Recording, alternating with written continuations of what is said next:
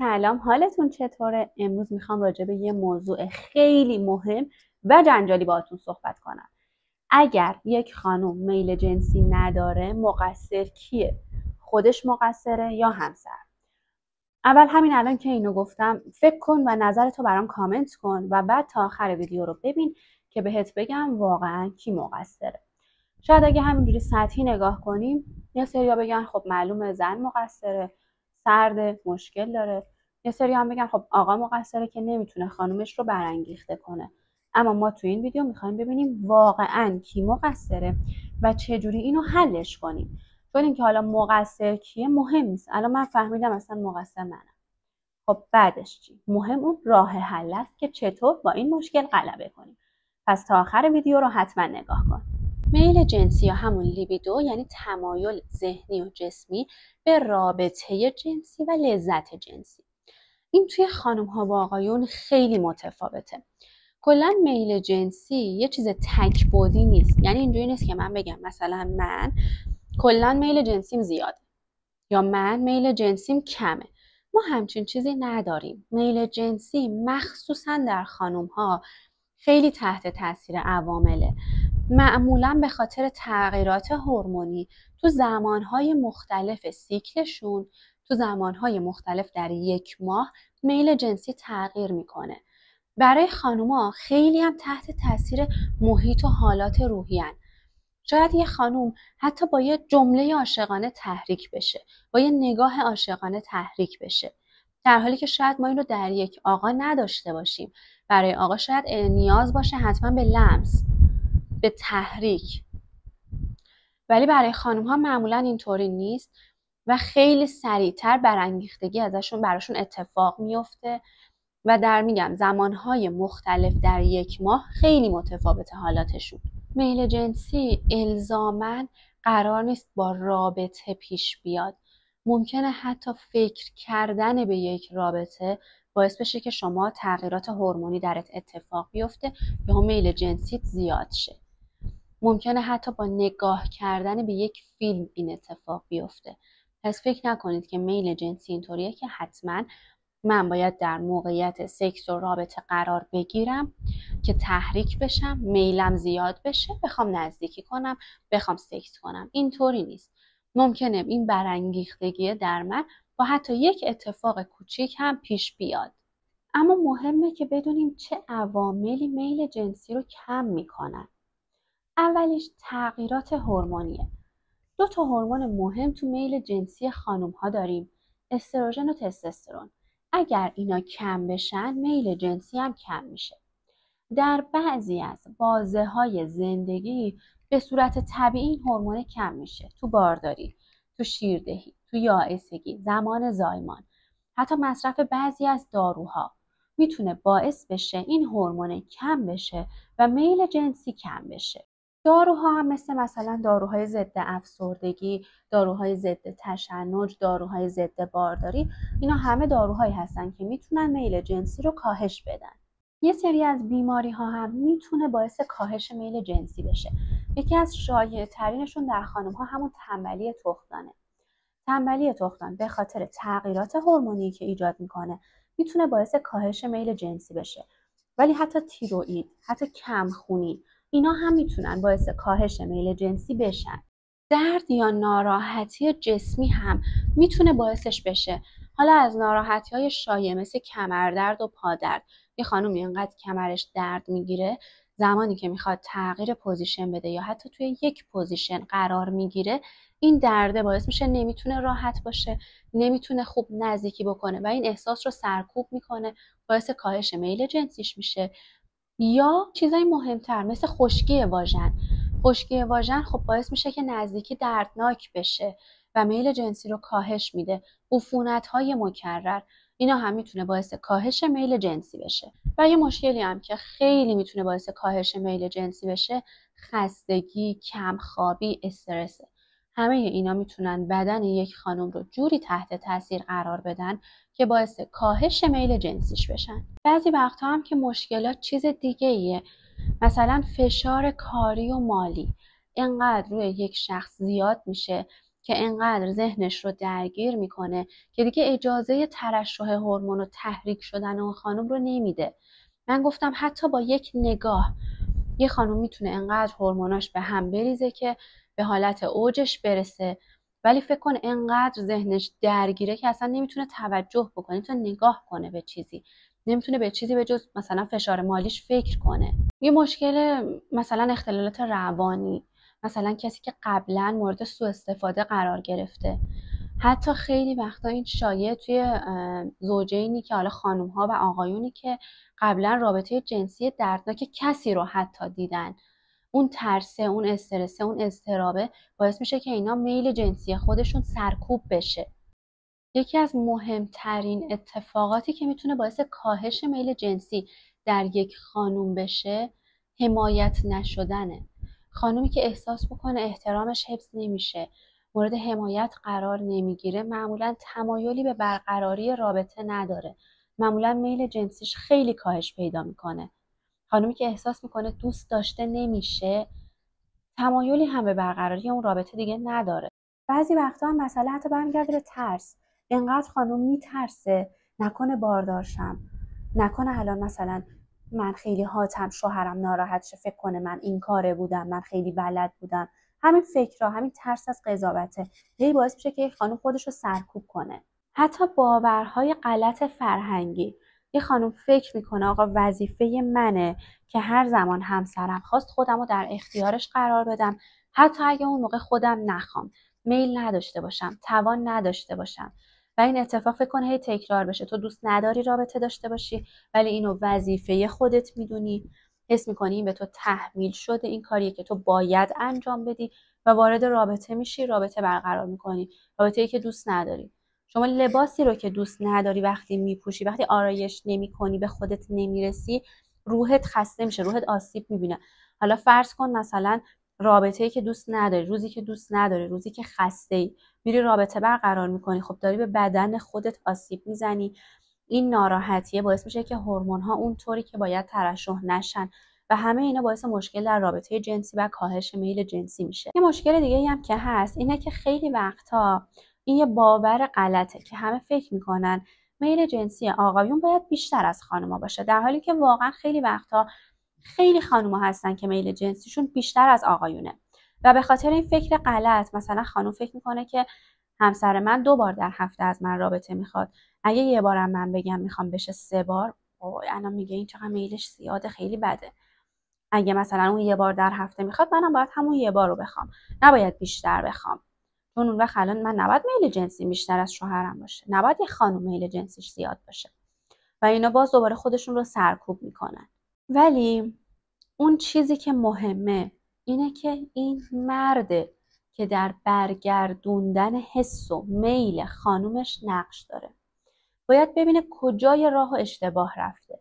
عجله میکنه، پیش‌نوازی نمیکنه، اون احترامه رو نگه نمیداره، تحمیل میکنه.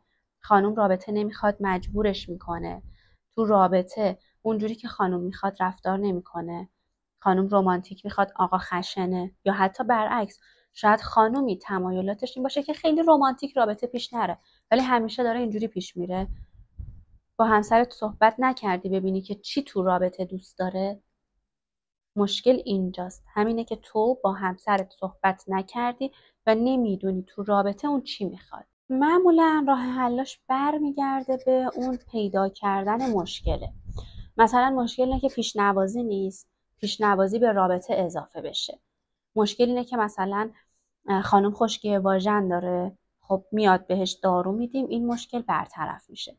به خاطر عفونت نمیتونه رابطه داشته باشه، میاد بهش دارو میدیم، عفونتش برطرف میشه. همسرش نمیتونه برانگیختش کنه، تحریک نداره، باید با همسرش صحبت کنه ببینه به چه شکل تحریک میشه. نمیخواد با همسرش مستقیم صحبت کنه، باید مراجعه بکنن به یک مشاور، از این طریق ببینه که به چه شکل میتونه میلش رو به همسرش بگه. یا حتی آقایی که احساس میکنه توی رابطهش لذت نمیبره، خانومش همپایه باهاش نیست، رابطه یه چیز 2 طرفه است. اینجوری نیست که اگر خانوم مثلا دوست نداره رابطه داشته باشه پس مرد حق نداره چیزی بگه، نه، 2 طرفه است، هم این شخص میخواد هم این شخص، باید همسویه هم پیش برن. یه بار این باید کوتاه بیاد، یه بار اون. حالا انقدر شده که مثلا خانم همیشه اذیت نمیتونه، خب مرد گناه داره، اونم تمایل داره. ما نمیتونیم بگیم چون خانم خشکی واژن داره پس همسرش حق نداره بهش نزدیک بشه. بله، راههای دیگه ای هم برای رفع نیاز هست، الزاما حتما دخول نیست. حتما این ویدیو رو ببینیم که راجع به حالا رابطه آنال و اورال گفتم و برگردیم الان به موضوع خودمون. باید با هم صحبت کنیم. همسرم خب الان تو اذیت میشی، بعد از رابطه مثلا لکه بینی داری، برو دکتر ببینیم مشکل چیه. رفتی دکتر، خب میگه مثلا خشکی واژن داری، یه دوره 3 ماهه باید دارو استفاده بکنی. باشه، تو این 3 ماه ما دخول نمی‌کنیم، اما بعد از 3 ماه دیگه توقع داره این مشکل حل شده باشه. اگر میبینی حالا انقدر این مسئله به لحاظ روانی بهت فشار آورده که میدونی الان خشکی واژنت درمان شده اما نمیخوای بازم رابطه داشته باشی، پای درمان خشکی واژنت باید مشاوره بری، باید صحبت بکنی، باید ببینی اون ترسه چیه، انقدر بشینی با ما صحبت بکنی، یه چیزی تو بگی یه چیزی من بگم، برسیم به اون اصل مشکل، ببینیم اون چیه که به ذهن تو اجازه نمیده رهاشه، اجازه نمیده هورمون‌ها ترشح شن. پس درمان این مشکل پایه ما باید پیش بریم با هم دیگه. اگر نیاز درمان دارویی، درمان عفونت، درمان خشکی واژن، اگر نیاز لیزر واژینال، اگر یه خانومی میگه من میل جنسیم کم شده، دلیلش اینه که من هر وقت به خودم نگاه میکنم میبینم من مثلا سیاهم، خوشم نمیاد. خب اول میریم سراغ بعد روانی. تو داری خودتو با کی مقایسه میکنی؟ فیلم پورن دیدی؟ با اون مقایسه میکنی که از اساس اشتباهه. اون شغلش اینه. مثلا من یک ماما، شغل من اینه. یه خانومی که کارمند بانکه که نمیتونه خودشو با من مقایسه کنه. من که نمیتونم خودمو با یه مثلا روانشناس مقایسه کنم. هر کدوم از ما شغلمون فرق میکنه، جایگاهمون فرق میکنه، همکارمون فرق میکنه.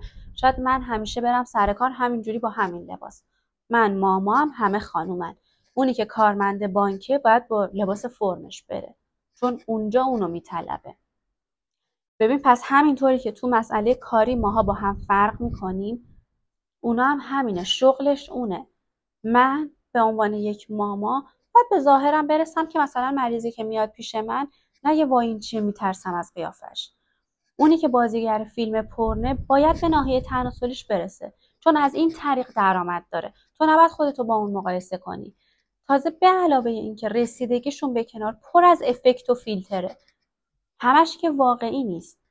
اما حتی اگر اینم هست و شما مشکلت اینه، اینم راه حل داره.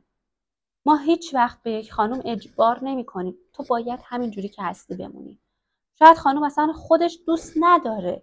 وقتی خودت از دیدن بدنت لذت نمیبری، نمیتونی این لذت رو به همسرت بدی چون خودت همش اینطوری میکنی، نمیخوام منو ببینه، لامپا رو خاموش کنیم یه وقت منو نبینه.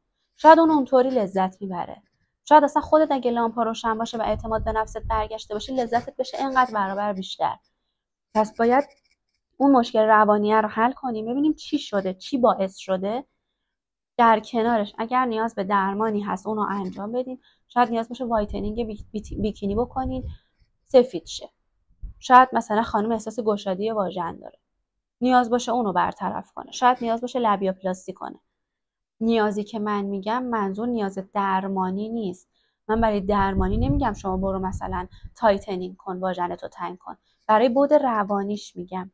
من خیلی مراجعه کننده داشتم که میگفت من چون خیلی راحت موقع دخول راحت بودم، حالت همسرم راحت وارد میشد، احساس میکردم من خیلی گشادم، اصلا راحت نبودم، به زور خودم رو جمع میکردم، دوست داشتم همسر من احساس تنگی داشته باشه.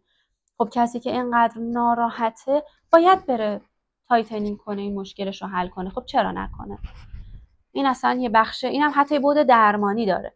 پس ما باید فکر کنیم اون مشکلی که هست رو حل کنیم.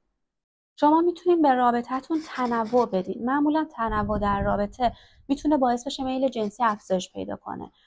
مثلا با هم بازی‌های تحریکی انجام بدین. با هم قرار بذارین 1 هفته ما با هم بازی تحریکی میکنیم و به مدت 1 هفته دخول نداریم، بعدش دخول میکنیم. این بازی تحریکی خیلی میتونه کمک کننده باشه به برگشت میل جنسی. پس این کارم میتونین انجام بدین. یه کار خیلی مهمه دیگه هم اینه که کار و زندگی رو جدا کنی. اگر تو محل کارت با همکارت دعوات شده، دلیل نمیشه اومدی خونم با همسرت دعوا کنی. و من میفهمم بله خیلی فشار کاری داری، ولی باید بتونی مدیریت بکنی، کار بشه برای کار. وقتی اومدی تو خونه، فرض کن اصلا شما شاغل نیستی، یه خانم خونه داری، الان شوهرت اومده غذا پختی، میخوای یه شام رمانتیک داشته باشی، رابطه داشته باشی. پس یکی از کارهای مهم اینه بتونیم کار و زندگی شخصی رو از هم جدا کنیم. بعضی وقتا شاید حتی نیاز باشه ما دارو برای افزایش میل جنسی بدیم. اصلا مشکل خشکی واژن نیست، اصلا مشکل هیچ کدوم از اینا نیست. مشکل اینه که شما ترشح طبیعی هورمون نداری، ما بهت داروی هورمونی میدیم اون استروژن ترشح بشه، بتونی رابطت رو درست کنی. پس در نهایت همه اینا برمیگرده به این که شما باید اول با خودت کنار بیا، ببینی مشکلت چیه. اگر میبینی نمیتونی بفهمی، میای پیش ما بهت میگیم مشکل چیه و کمکت میکنیم حلش بکنیم. پس اگر الان میخوای جواب سوال اول ویدیومو بدی که مقصر کیه، مقصر هیچ کس نیست. مقصر شرایطه، مقصر خشکی واژنه، مقصر اینه که آقا پیش‌نوازی نمیکنه، مقصر اینا هست. نه خانم مقصره نه آقا. مقصر فیلمای پرنه، توقع خانومو برده بالا، توقع همسرشو برده بالا. اصلا همیشه الزاما قرار نیست خانم خودش ناراضی باشه. ما مورد داشتیم شوهرش بهش گفته برو فلان فیلمو ببین، تو چرا اینطوری اون اونطوری نیست. همین یک جمله زن رو تا مرز جنون میبره. یه زنی که از طرف شوهرش تایید نشه دیگه چی ازش میمونه؟ یک زن به جز تایید شوهرش اصلا مگه چی میخواد؟ مگه کی قراره بدنش رو ببینه؟ شوهرش میخواد ببینه، پارتنرش، نه الزاما در چارچوب خانواده. وقتی پارتنر تو میگه این چه بدنیه، این چه هیکلیه، چه توقعی از مثلا اون زن داری؟ معلومه که همه غمهای عالم دیگه اون معلومه اصلا نمیخواد تو ببینیش، دیگه اعتماد به نفسی براش نمیمونه. پس مقصر کلام ما، رفتار ما، پیش‌نوازی نکردنه. خانومیه که میبینه درد داره نمیره معاینه بشه، ببینه مشکل عفونت، خشکیه یا هیچ کدوم نیست، اصلا هورمونه. مشکل تنبلی تخمدان، تغییر هورمونیه. مقصر مجموعه شرایطه که همش قابل حله، فقط کافیه که بخوایم. ممنون که تا آخر ویدیو رو دیدین، ممنون که لایک کردین، کامنت گذاشتین. دوست دارین راجع به چه موضوعی براتون صحبت کنم تو کامنت ها بگین، من هر موضوعی که شما بخواین رو اینجا براتون توضیح میدم.